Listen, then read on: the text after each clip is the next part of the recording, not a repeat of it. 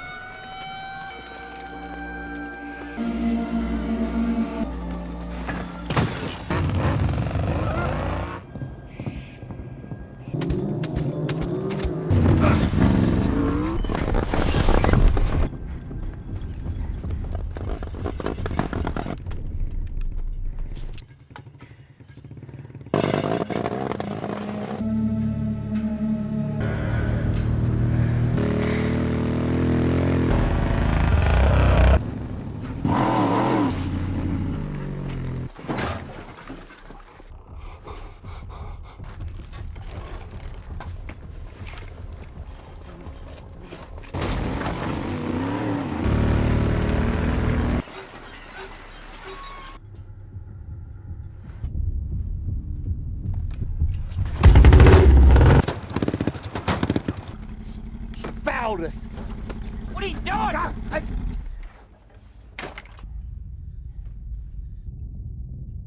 I thought, who is that? What's me? It proves nothing. No one's gonna scum us anymore. That piece of filth!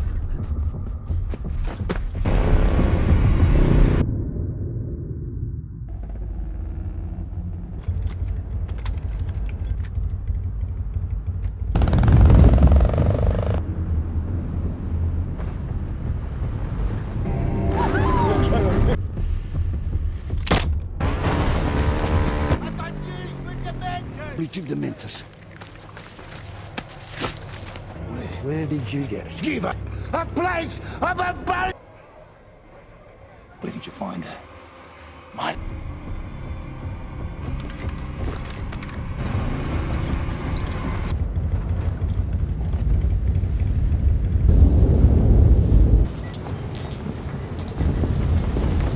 Hey, what you got there?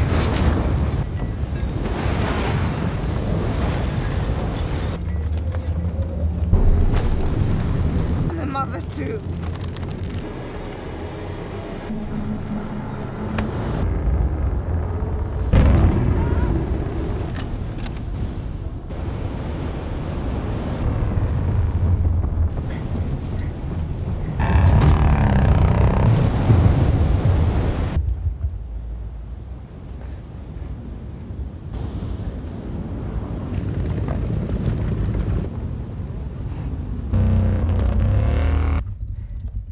Higher ground.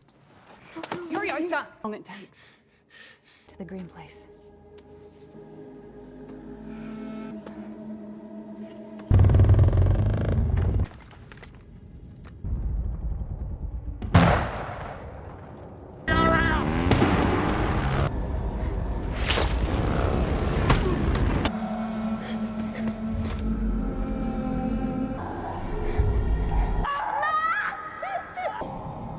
Tell me! And I'll take you home. Human tears have different chemical compositions.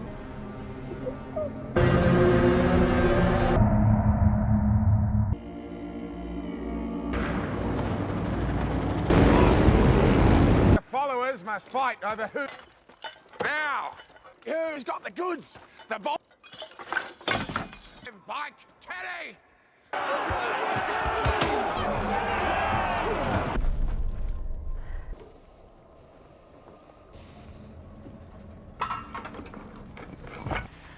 Lady!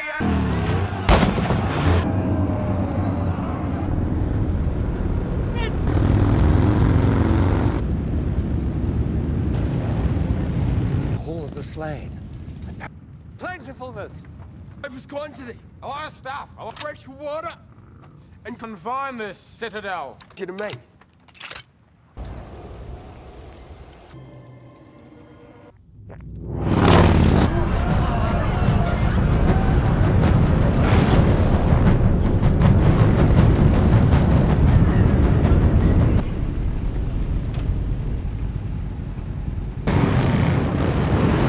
I'm going to kill you!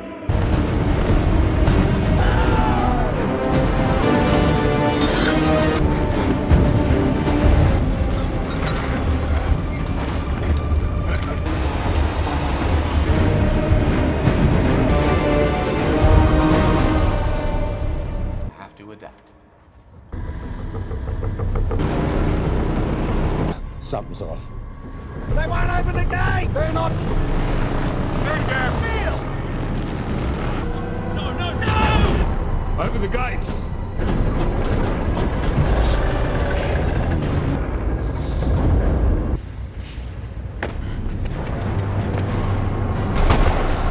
Open the gate.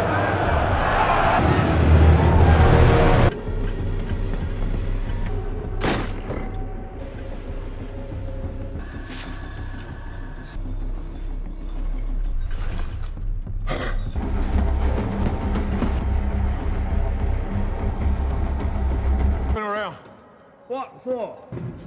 So, what are you doing, Ray?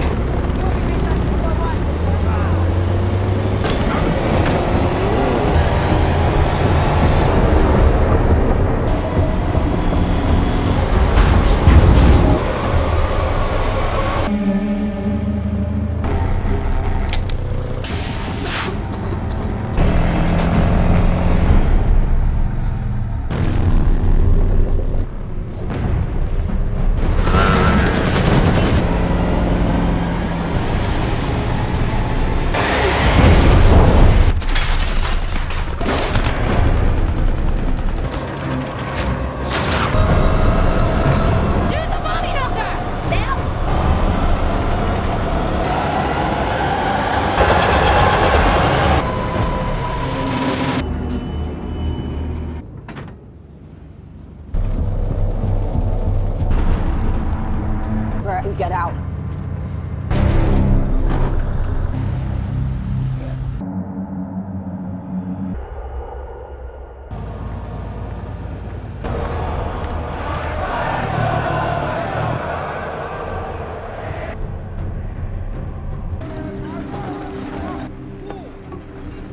Not good. That piece of a war meeting. Other one. Thundersticks. Bullets.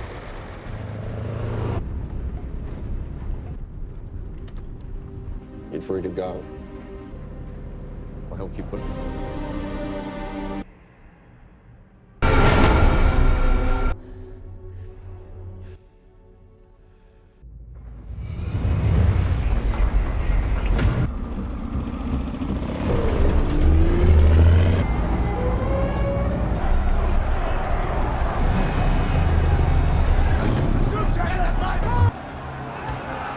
Right. You want to get out of here? Follow me.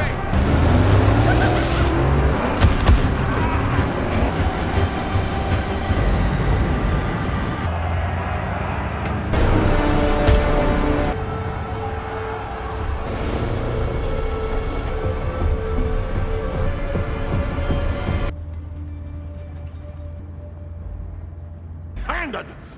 Not a drop. Should have crushed him down. Father, give. Blows up gas town. We'll build it. It's crazy. Here's what we do. Big 4 Aquafire siphons. Get free munition you can load. Infantry ready to pick up. Hit him where he least expects it.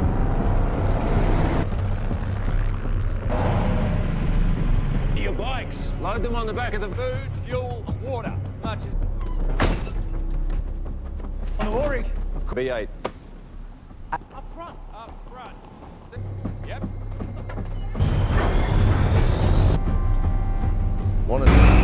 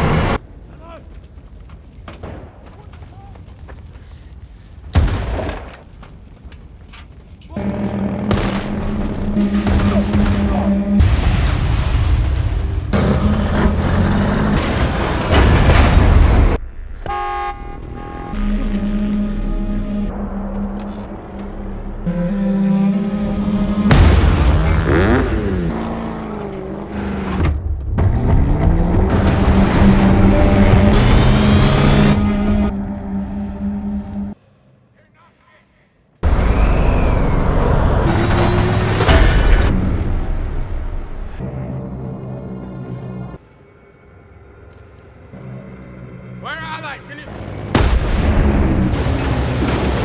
Give me that.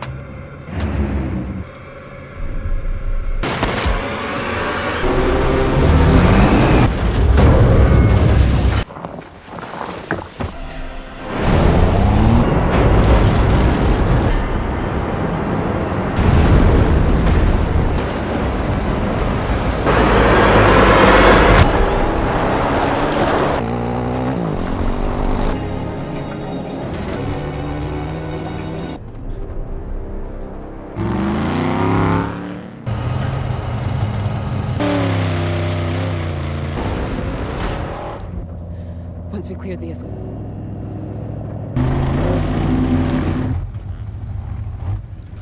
Out.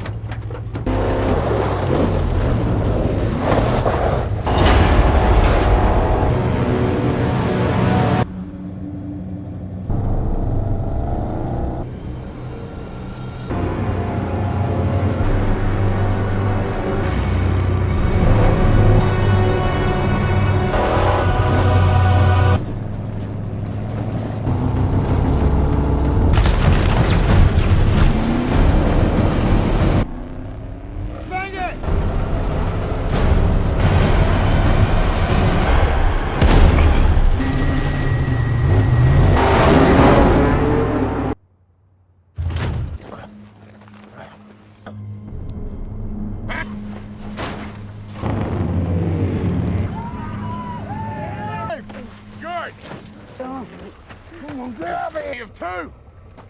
I'm not for you, certainly not for... I had gas towns. No! My heart. You broke the dark Dementus. The price we all pay must be retribution. String her up.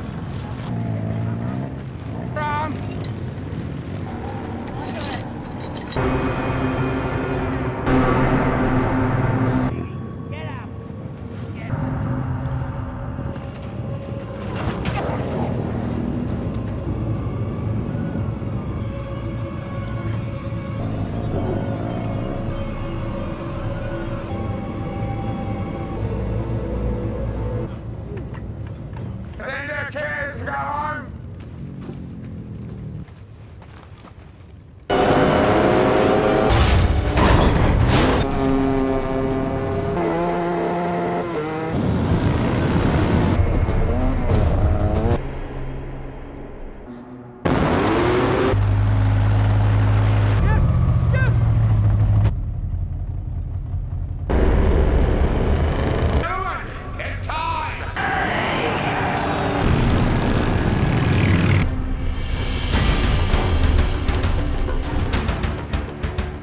Hey guys, today we're diving headfirst into the blistering, chrome-plated chaos of Furiosa, a Mad Max Saga. I put a lot of work into these, so if you like what you see, a like and a subscribe is always appreciated. No worries if not. Our story kicks off in a place so out of step with the known Mad Max universe, it might as well be on another planet. A lush, verdant oasis known simply as the green place of many mothers. Imagine actual trees, flowing water, and something called fruit. Wild, right? Here, a young Furiosa, perhaps around 8 or 9, is living her best childhood life, completely oblivious to the dust-choked hellscape that encompasses the rest of the world. But, as with all good things in the Wasteland, it can't last. Her peaceful foraging among the vibrant flora is abruptly interrupted by the guttural roar of engines and the terrifying presence of savage biker scouts. The contrast between her world and theirs is stark. Life versus metal, growth versus decay. She tries to hide, blending into the very landscape her people have painstakingly preserved. The Wasteland's agents are relentless. They're like that one friend who always finds you in hide and seek, no matter how good your spot. A harsh, metallic clang of a net snags her, and just like that, her entire world is ripped apart. The scouts, a grimy, leather-clad crew, haul her away, their triumphant jeers echoing through the once peaceful groves. This isn't just a kidnapping, it's a stark introduction to the brutal, unforgiving reality outside her sanctuary. A place where survival is the only currency, and kindness is a forgotten relic. The green place, for all its beauty, has proven itself vulnerable to the encroaching madness.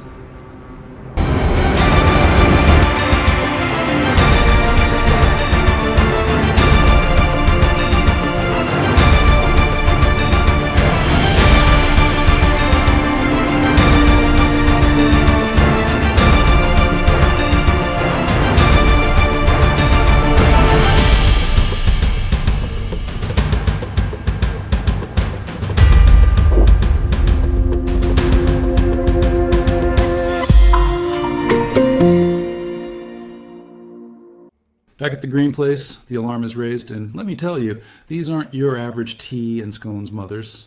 These are the many mothers, a council of formidable warrior women, and they are not thrilled about their kids being snatched. Furiosa's actual mother, an absolute legend of the Wasteland, leaps into action with the kind of ferocity you only see when someone messes with a mama bear's cub. She's a master of stealth and a sniper par excellence, tracking the biker convoy across the unforgiving, sun-baked landscape. The ground beneath them is a tapestry of parched earth and tire tracks, each dust cloud a testament to the biker's destructive path. Her mission isn't just about retrieval, it's about showing these marauders that the green place, while hidden, is far from defenseless.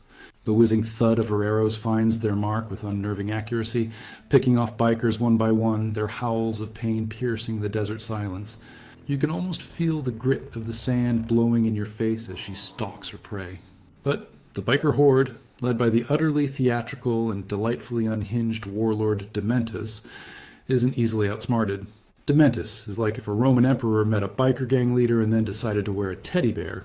It's a whole aesthetic. He's a man who understands the brutal calculus of the desert, and he's equally fascinated and enraged by the notion of a hidden, fertile land. He sets a trap, using Furiosa as bait, because apparently, even in the apocalypse, bad guys still love a good old-fashioned kidnapping plot. Furiosa's mother, driven by an almost primal need to protect her child, falls into his snare. The ensuing confrontation is raw and heartbreaking. She fights with incredible skill and defiance, her movements sharp and precise, the metallic glint of her knives a fleeting blur against the stark desert. But Dementus, a showman with a penchant for cruelty, overpowers her, delivering a crushing blow. Her death is a moment of profound loss, marking the true end of Furiosa's innocent childhood. It's a harsh lesson. Even the fiercest love can be extinguished in this desolate world, leaving only a burning ember of rage and grief. The green place has lost one of its protectors, and Furiosa has lost everything. Now, firmly in Dementus's clutches, Furiosa's life takes a hard left turn into Mad Max Survival Edition. She's dragged through the wasteland with his sprawling ragtag biker horde, a chaotic collective of war-painted, oil-stained individuals who seem to subsist on dust, diesel, and sheer malice. This isn't your average family road trip. It's a rolling circus of mayhem. The stench of burnt fuel, sweat, and unwashed bodies must be absolutely overpowering. Every day is a lesson in the hierarchy of force, the crude economy of scavenged goods, and the sheer unpredictability of life under Dementus. He's a charismatic tyrant, weaving grand, often nonsensical, speeches to his followers, his voice booming over the incessant rumble of engines. You can hear the crackle of makeshift radios, the clatter of loose metal on vehicles, and the constant low growl of anticipation from the Horde. Furiosa, ever the observer, watches and learns, her young eyes absorbing every detail like a sponge. She sees the crude justice, the fleeting alliances, and the brutal power plays that define this new, terrifying existence. It's a masterclass in Wasteland sociology, if you will, taught by the worst professors imaginable. She tries to find any weakness, any gap in their vigilance, a flicker of hope in the vast, scorching emptiness. The sun beats down relentlessly, baking the sand to an almost unbearable temperature, the wind whipping up stinging clouds of fine grit. It's a constant, visceral assault on the senses. But even amidst the brutality, Furiosa demonstrates an incredible resilience. She refuses to break, even as the endless roar of the engines and the crude jokes of the bikers attempt to chip away at her spirit. Dementus himself, though a monster, is oddly fascinated by her defiance, perhaps seeing a reflection of his own unyielding will.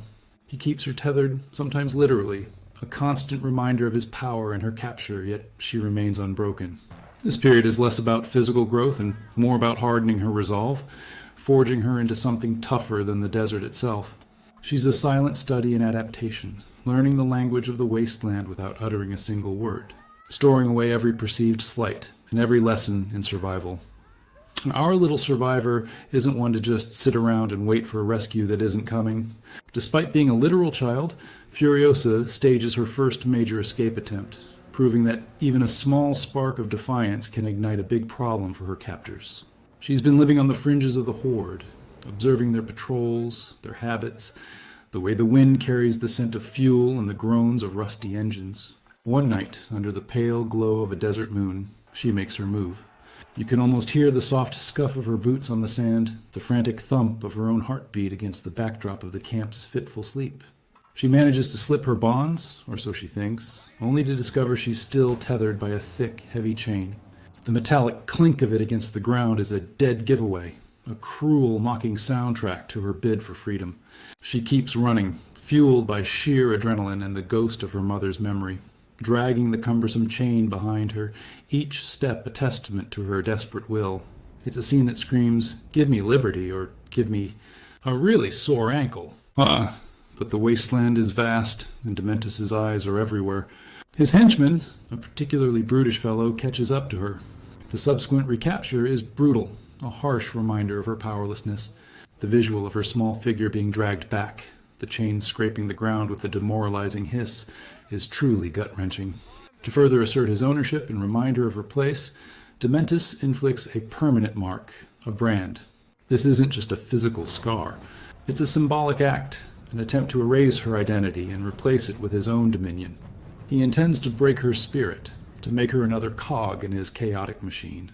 But what Dementus doesn't realize, or perhaps underestimates, is that some spirits are forged in fire, not broken by it. This scarring, rather than crushing her, only fuels the nascent fire of vengeance within her, hardening her resolve even further.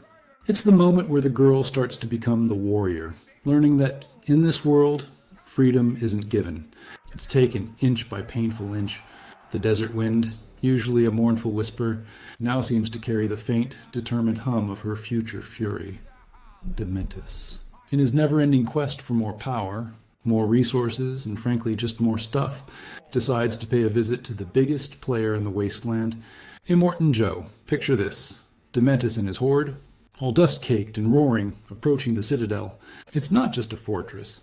It's a terrifying, skull-adorned monument to tyranny, rising like a jagged tooth from the desolate landscape. The sheer scale of it is breathtaking, dwarfing Dementus's entire convoy, and immediately establishing Immortan Joe as the top dog in this particular desert dog-eat-dog world. You can practically feel the oppressive weight of the structure, hear the distant, eerie whispers of its hidden mechanisms. This isn't just a casual drive-by. It's a strategic move. Dementus, ever the opportunist, has a proposal, or rather a demand disguised as a negotiation. He believes his horde and their newfound captive, yes, Furiosa, are valuable enough to warrant a substantial trade. The negotiations are tense, underscored by the constant threat of violence. Immortan Joe, a man who knows the value of every drop of water and every scrap of metal, surveys Dementus' offerings with a chilling, calculating gaze. He's encased in his signature life support, his breathing a mechanical hiss, a silent testament to his fragile yet absolute power. He sees Furiosa not as a person, but as a potential asset, a tool to be utilized. The trade itself is a fascinating glimpse into the Wasteland's economy, water and vital supplies in exchange for territory, resources, and ultimately, Furiosa. She's essentially a pawn in a brutal game of post-apocalyptic chess. The tension is palpable, the air thick with unspoken threats and thinly veiled contempt between the two warlords. You can hear the nervous shuffling of their respective armies, the metallic clicking of their weapons, poised for conflict. The deal is struck, and Furiosa is handed over, a silent witness to her own commodification. This moment is pivotal because it shifts her from one brutal form of captivity to another, equally oppressive, but vastly different. She's now in the heart of Immortan Joe's empire, a place built on exploitation and ritual, a stark contrast to Dementus' more chaotic rule. She moves from the frying pan into the deep fryer, essentially, but at least this new fryer has better plumbing, I guess. Inside the Citadel, life for Furiosa takes on a new, grim routine. This isn't a 5-star resort, folks. It's more like a heavy metal, post-apocalyptic industrial complex. She's thrown into the deepest, grimiest pits of the Citadel's mechanical underbelly, specifically the motor pool. Think endless grease, the constant shriek of metal, and the pervasive smell of burnt oil and exhaust fumes. Not exactly a spa day. Here, she's shaved bald, stripped of any remaining vestige of her previous life, and forced into labor alongside other young, voiceless war pups. But Furiosa, as we know, isn't just any child. She's a survivor, and her keen observational skills, honed by her time with Dementus, now serve her well. She doesn't just work, she studies. She watches the mechanics, the warboys, the inner workings of Immortan Joe's war machines, the clatter of tools, the grinding of gears, the frantic shouts of foremen. It all becomes part of her new, brutal education. She's absorbing knowledge like a desert plant soaks up the rare rain, understanding the intricate ballet of destruction and maintenance that keeps the Citadel running. This period is less about active rebellion and more about strategic endurance. She learns the layout of the Citadel, its hidden passages, its vulnerabilities. She witnesses the bizarre rituals of the warboys, their cult-like devotion to Immortan Joe, their desperate yearning for Valhalla. The shiny and chrome mantra, the ritualistic spraying of chrome paint, it's all part of the unique, terrifying culture that fuels this society. She sees the breeders, the carefully selected women kept for procreation, and the stark contrast between their fate and hers. This isn't just a place of work. It's a living, breathing testament to Immortan Joe's warped vision of society. Furiosa, though small, becomes a ghost in the machine, moving through the shadows, learning to anticipate the whims of her oppressors, all while her internal fire, that spark of vengeance, continues to smolder. She's not just a mechanic. She's an analyst, building a mental map of her cage, slowly but surely devising a way out, or perhaps a way to dismantle it from within. It's the ultimate long game, played by a child who has already lost too much. While Furiosa is busy becoming a silent mechanical genius, Dementus, bless his chaotic heart, isn't just twiddling his thumbs. He's decided to turn up the volume on the Wasteland's ongoing conflict, launching a full-scale assault on Immortan Joe's 2 other vital outposts, Gastown and Bullet Farm. He's not just looking for a good time, he's aiming for a total hostile takeover, a corporate raid in the most literal sense. Imagine a massive rumbling convoy, a symphony of sputtering engines, clanging metal, and the frenzied shouts of his horde. Dementus, now riding in style on a truly ridiculous, utterly impractical, but undeniably cool monstrous chariot pulled by 3 motorcycles, leads the charge. It's a statement piece, a mobile monument to his ego. The attacks on Gastown and Bullet Farm are pure, unadulterated mayhem. Explosions rip through the air, sending showers of debris and fire into the sky. The crackle of gunfire and the screams of the dying become the dominant soundtrack of the Wasteland. These aren't skirmishes. They're full-blown invasions designed to cripple Immortan Joe's supply lines. Gastown, with its towering oil rigs and constant flares, is a vital source of gasoline, the lifeblood of this motorized world. Bullet Farm, a grim industrial complex, is where all the ammo is forged, literally giving Joe the upper hand in a firefight. Dementus' strategy is simple. Control the resources, control the wasteland. It's a bold move, and it ignites a brutal, multi-front war between his Biker Horde and Immortan Joe's warboys. The ground rumbles with the endless procession of vehicles, the air thick with the acrid scent of burning rubber and gunpowder. This escalating conflict creates a volatile, dangerous environment impacting everyone. For Immortan Joe, it's a direct challenge to his dominion, forcing him to divert his forces and strategize. For the common folk, it means even less safety, even more desperation. For Furiosa, observing from her vantage point within the Citadel, these external wars are crucial.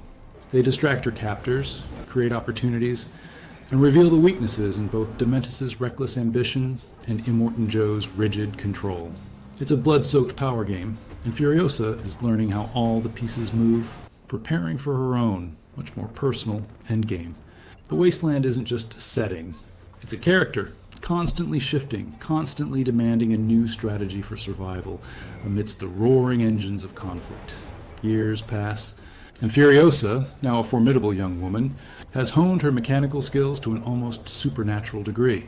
She's not just fixing vehicles, she's practically one with them, understanding their groans and rattles better than most people understand their own thoughts.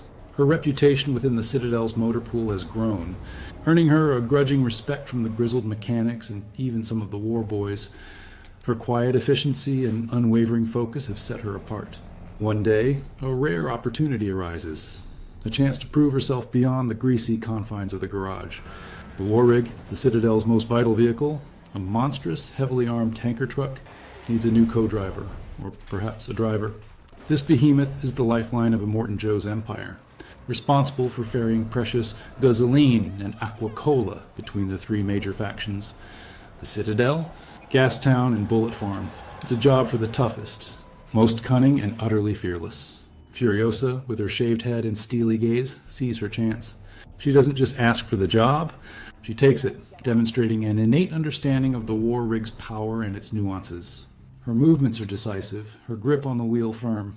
The roar of the engine as she takes control is deafening, a sound of raw power that resonates deep in your chest. She proves herself during a tense, chaotic run, expertly maneuvering the colossal vehicle through treacherous terrain and dodging skirmishes. The metallic screech of tires, the thump of distant gunfire, the relentless buffeting of the wind, she masters it all. It's during these runs that she first properly encounters Praetorian Jack, the seasoned stoic driver of the war rig.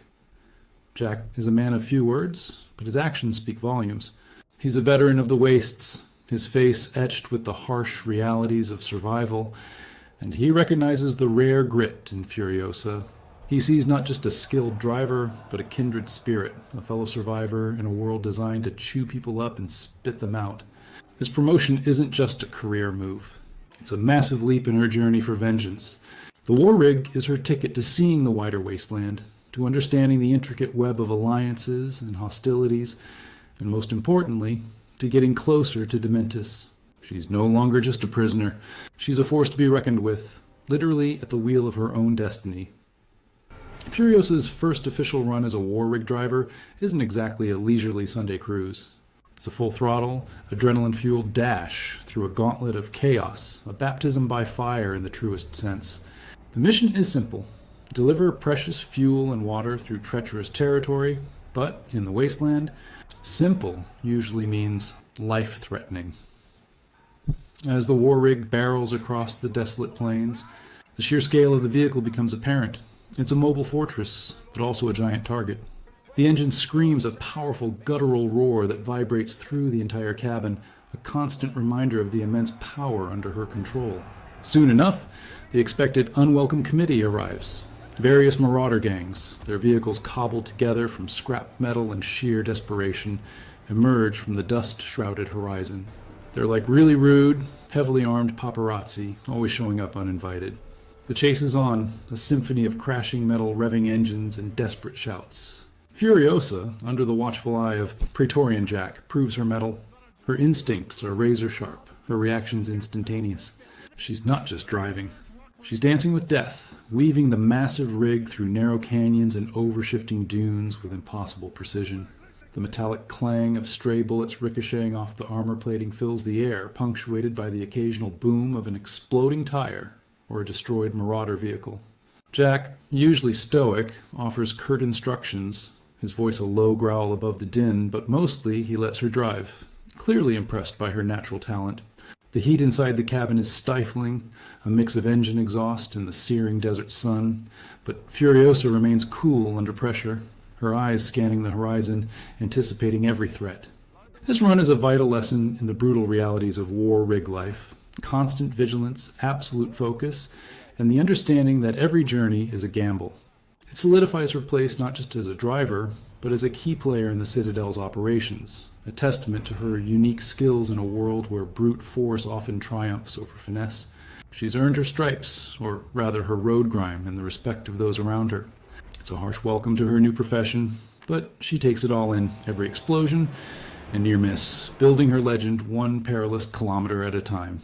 As Furiosa continues her runs on the war rig, a profound, unspoken bond begins to form between her and Praetorian Jack.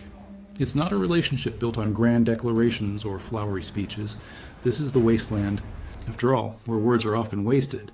Their connection is forged in shared danger, mutual respect, and the silent understanding of two people who have seen too much and survived even more. You can almost feel the worn leather of their gloves as they work together, the metallic clang of tools against the war rig's armored plating becoming a familiar rhythm. They become a seamless unit, anticipating each other's moves during high-speed chases, communicating complex strategies with nothing more than a nod or flick of the eyes. Jack becomes her mentor, teaching her the subtle arts of desert navigation, the tells of different raider gangs, and the delicate balance of power between the various factions. He's a walking encyclopedia of Wasteland lore, his stories conveyed through gruff warnings and a quiet, knowing gaze. Furiosa, in turn, brings her relentless drive and uncanny mechanical intuition, often spotting issues before they become catastrophic. Their moments of camaraderie are brief but potent. A shared ration of water, a quiet glance over the roar of the engine, the simple act of covering each other's backs in a firefight. You can sense the almost familial trust that builds between them, a rare and precious commodity in a world where everyone is usually out for themselves. This alliance is more than just professional, it's personal. Jack sees the fire in Furiosa, the same unyielding spirit that has kept him alive for so long. He recognizes her past pain without needing to ask, and respects her quiet strength. This connection becomes a crucial anchor for Furiosa, a source of stability in her turbulent journey, preparing her for the trials yet to come. It's a subtle but powerful depiction of hope amidst the desolation, a reminder that even in the harshest environments, human connection can still flourish, providing strength and purpose. The growl of the war rig's engine, once a symbol of endless journeys, now feels like the steady beat of a shared heartbeat, thrumming with loyalty and unspoken promises. Of course, Dementus, being the relentlessly petty and vindictive warlord he is, hasn't forgotten about Furiosa or about seizing Immortan Joe's valuable resources. He's been meticulously planning, biding his time like a particularly impatient vulture. His target, the war rig, his method, a colossal ambush designed to eliminate Praetorian Jack, capture Furiosa, and seize the prized tanker. The war rig, rumbling along what appears to be a routine delivery, suddenly finds itself driving into a literal death trap. As it enters a narrow canyon, the walls on either side suddenly erupt with Dementus's entire horde, a seemingly endless wave of screeching, chrome-plated maniacs. The sheer numbers are overwhelming, a metallic tide washing over the landscape. The roar of hundreds of engines, the frantic shouts of war boys, and the metallic clatter of chains and weapons create a deafening cacophony.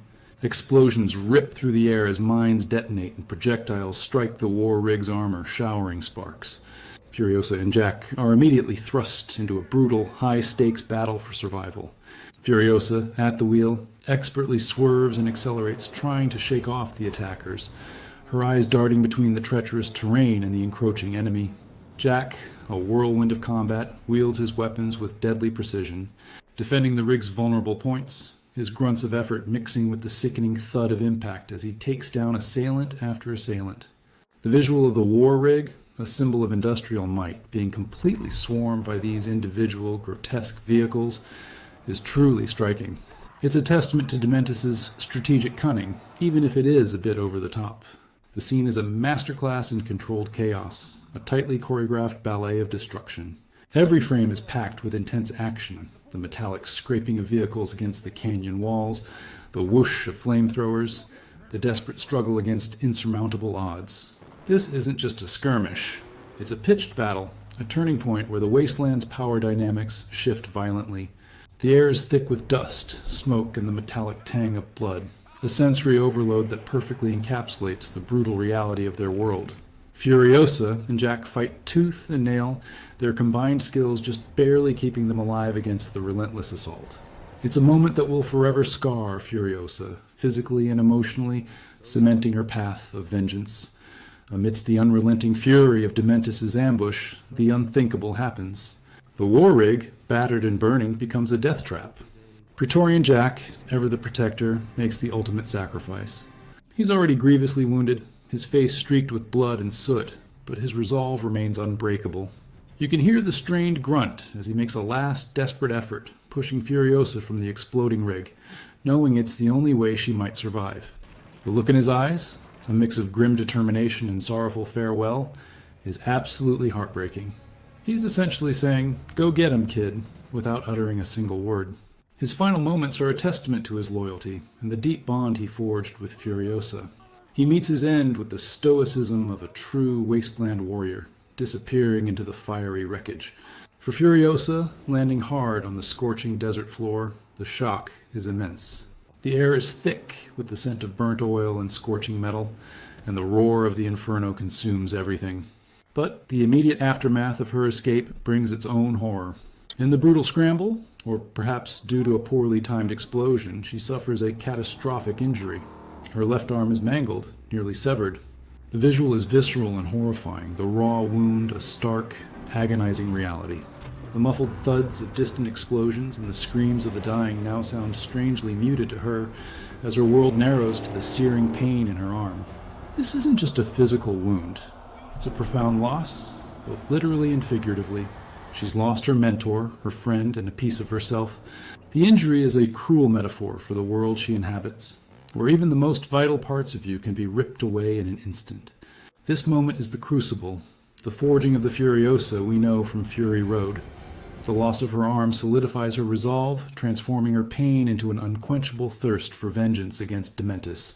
There's no time for grief, only the immediate, desperate need to survive and then to hunt. The quiet hiss of her shallow breaths mixes with the distant wails of the scavengers, already descending on the battlefield. She drags herself away, clutching her ruined limb, the desert sand grating against her raw skin. This is the moment when the last vestiges of her childhood self are burned away, replaced by the hardened, relentless warrior driven by a singular purpose: to make Dementus pay.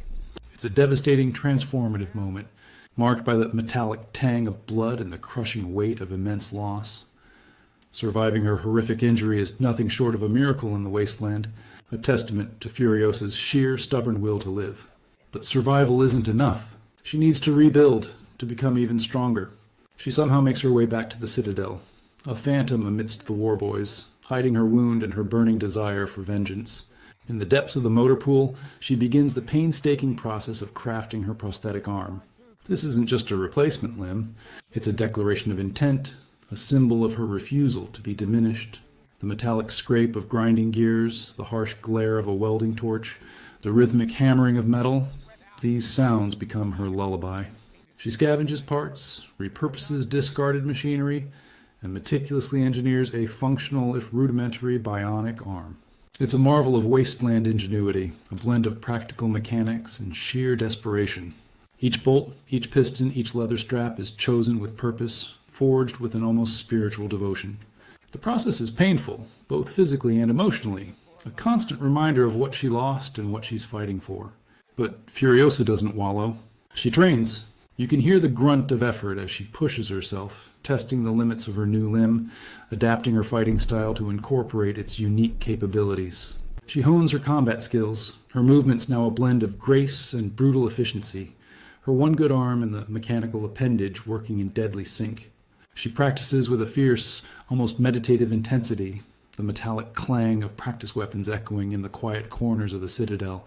This isn't just physical recovery. It's psychological warfare. She's waging against herself, against the world that broke her, transforming her trauma into tangible power. She learns to use the arm not as a weakness, but as an advantage, a tool for both survival and retribution.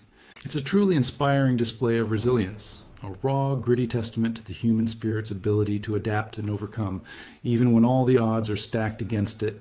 She is no longer just a survivor. She is an architect of her own destiny, building herself piece by metallic piece, ready to unleash the fury she has so carefully contained. Her breath comes in sharp, controlled bursts, a testament to her newfound discipline. Years roll by like rusted wheels across the desolate landscape. Furiosa, with her newly integrated prosthetic arm, doesn't just survive within the Citadel. She thrives, rising through the ranks of Immortan Joe's army. Her combat prowess, tactical brilliance, and uncanny mechanical intuition make her an invaluable asset, even to the tyrannical Joe. She earns the title of Imperator, a commander in a position of significant influence. The constant thrum of engines, the guttural shouts of war boys, the distant explosions of skirmishes, it all becomes the soundtrack to her carefully orchestrated ascent. But every promotion, every victory, every moment of respect earned is merely a stepping stone on her singular path. Revenge against Dementus. She never forgets, never wavers.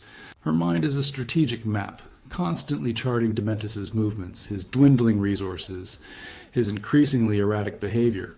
He's like that annoying relative who keeps losing his car keys, but somehow still manages to cause global mayhem.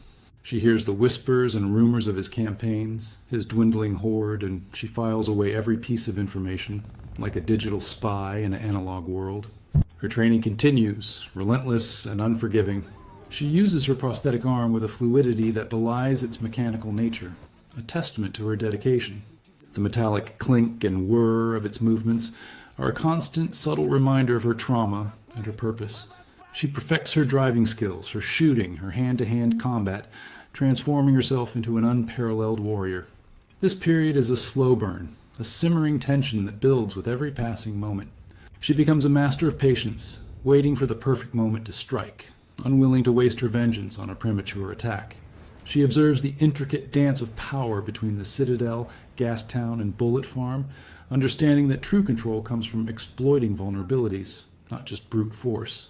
The harsh glare of the twin suns, the biting sand in the wind, these are her constant companions, forging her into the hardened, iconic figure we've come to know. She's not just an imperator.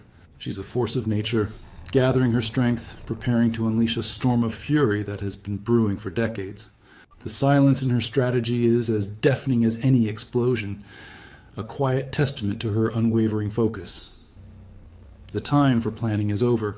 The time for action has arrived. Furiosa, now at the peak of her power and influence within Immortan Joe's ranks, leads a full-scale expedition, not just for resources, but for Dementus himself. The hunt is on, and it's personal. She commands a formidable convoy of Immortan Joe's war machines, a rumbling, roaring metallic serpent snaking across the vast, bleached expanse of the desert. The sheer noise of the convoy is overwhelming. The deep thrum of dozens of engines, the metallic screech of tracks, the distant shouts of her war boys. Dementus, now a shadow of his former bombastic self, is on the run. His once mighty horde decimated, his grand ambitions shattered by his own recklessness and Immortan Joe's retaliatory strikes. He's like a deflated villain, still dangerous, but certainly less shiny and chrome. Furiosa tracks him with the precision of a predator, following the faint, fading trails of his scattered forces. Her eyes, hardened by years of watching and waiting, miss nothing. The journey is arduous, a punishing traverse through the harshest corners of the Wasteland, scorching salt flats, treacherous dunes, and rocky passes. Each mile is a testament to her unwavering determination. She's not just driving, she's propelled by an almost primal scream for justice. The wind whips up stinging clouds of sand rattling against the armor of the vehicles, but Furiosa remains focused, her grip firm on the steering wheel. her prosthetic arm a seamless extension of her will. The chase culminates in a series of brutal, high-octane engagements, skirmishes that explode across the landscape like fireworks made of metal and blood. The metallic thud of projectiles against armor, the screams of dying bikers, the sickening crunch of vehicles colliding. It's a symphony of destruction. Furiosa is in the thick of it, her tactical brilliance on full display, coordinating her forces, leading by example. This isn't just a battle. It's the culmination of decades of pain, loss, and an unshakable resolve. She's closing in, the scent of Dementus's demise almost within her grasp, and there's no stopping her. The desolate world itself seems to hold its breath, anticipating the final, inevitable confrontation between two titans forged in the crucible of the apocalypse. This isn't just revenge. It's the balancing of a long overdue ledger, written in blood and oil. Finally, after years of waiting, plotting, and relentless pursuit, Furiosa corners Dementus.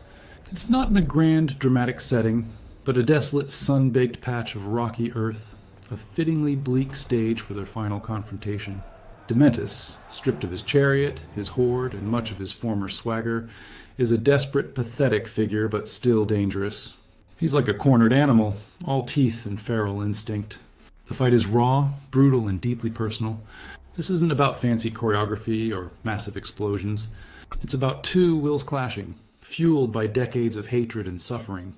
You can hear the strained grunts of effort, the harsh rasp of their breathing, the metallic clang of Furiosa's arm connecting with Dementus's flailing attempts to defend himself.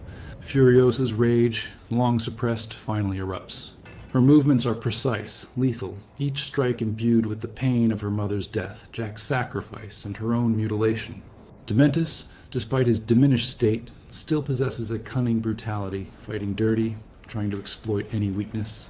He hurls taunts and insults, trying to break her spirit, but she is unbreakable.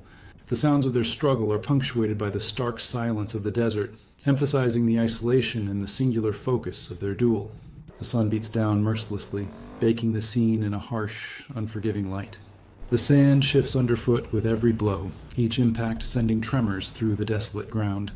This isn't just a physical fight, it's a battle of ideologies.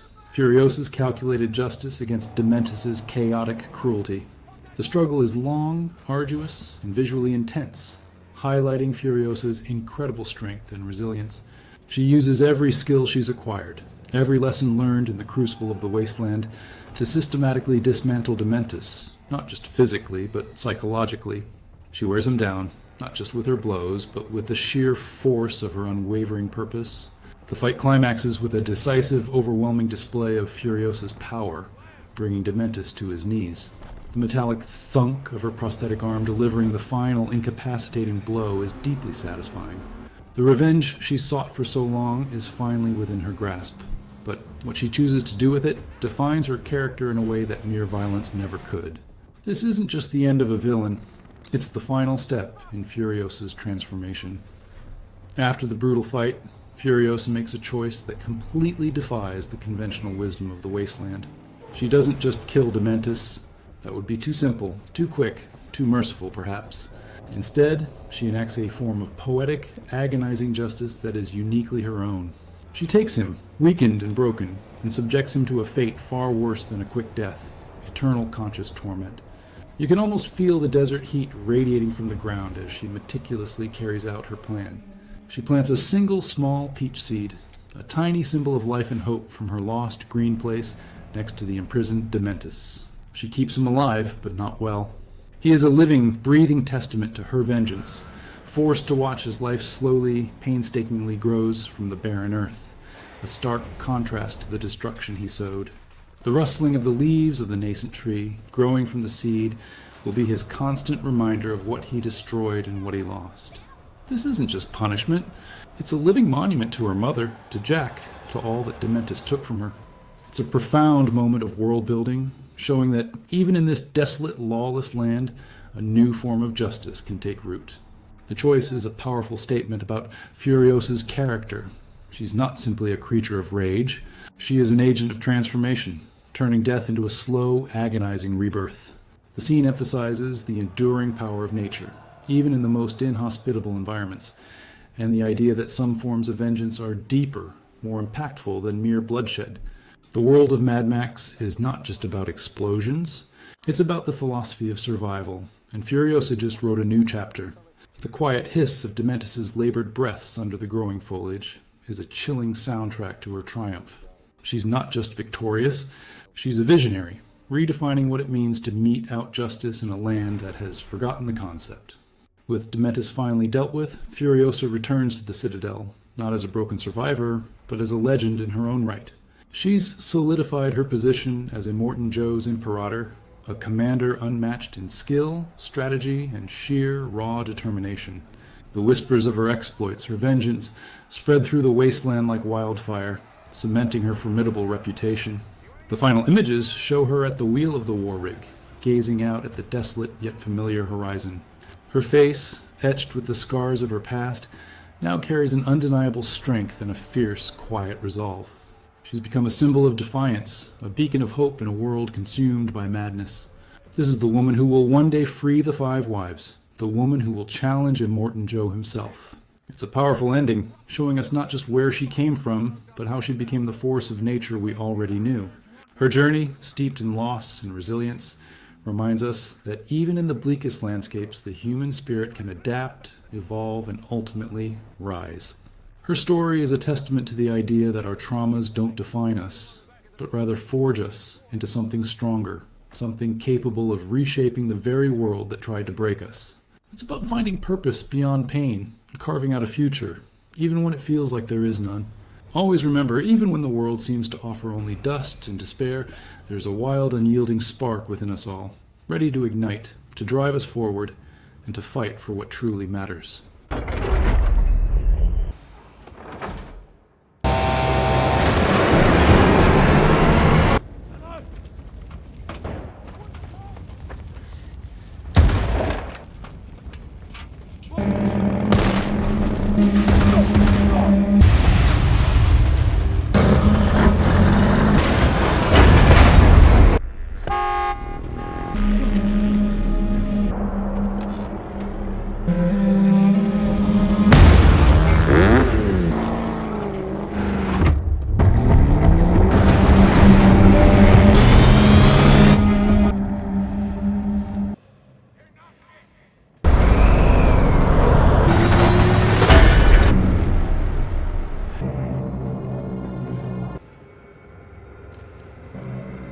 Where are they? Can you...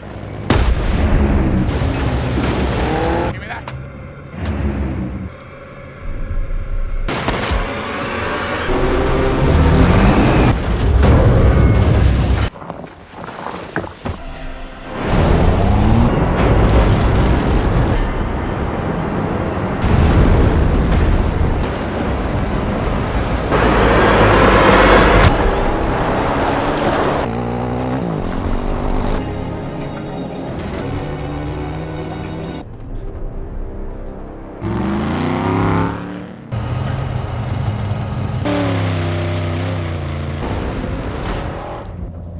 Once we clear these.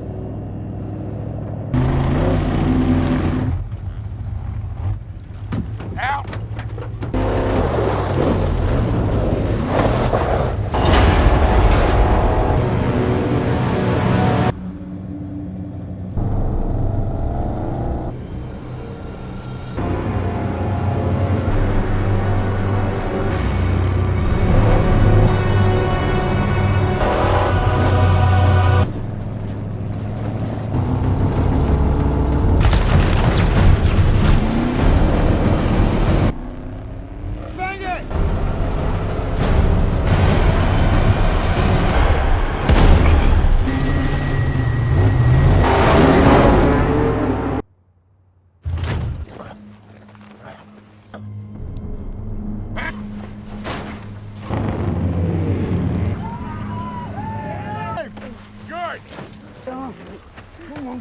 You have two. I'm not for you, certainly not. I had gas towns. No! My heart. You broke the dark Dementus. The price we all pay must be retribution. String her up.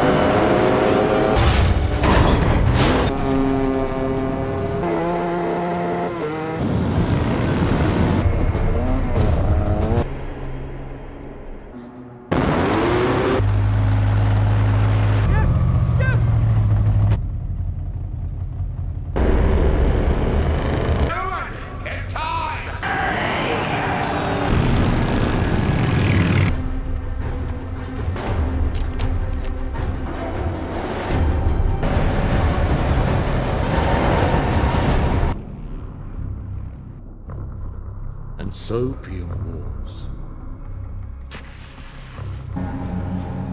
The first war. The 40-day wasteland.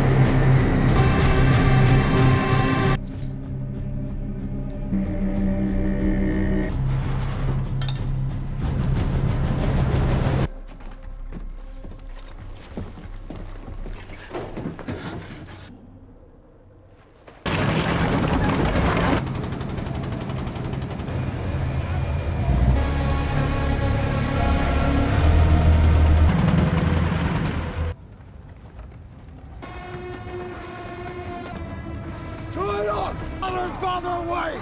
A water and a weapon! What do you mean, us? Fifth rider of the apocalypse.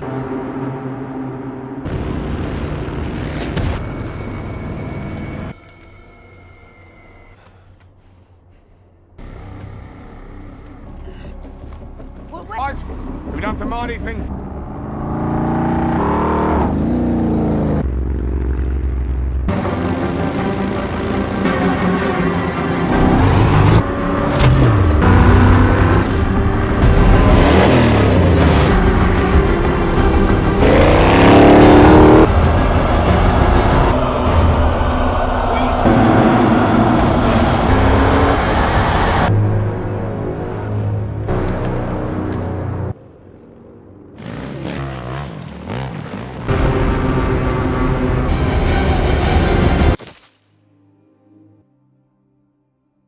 They claim that she ended of righteous perversities is the truth.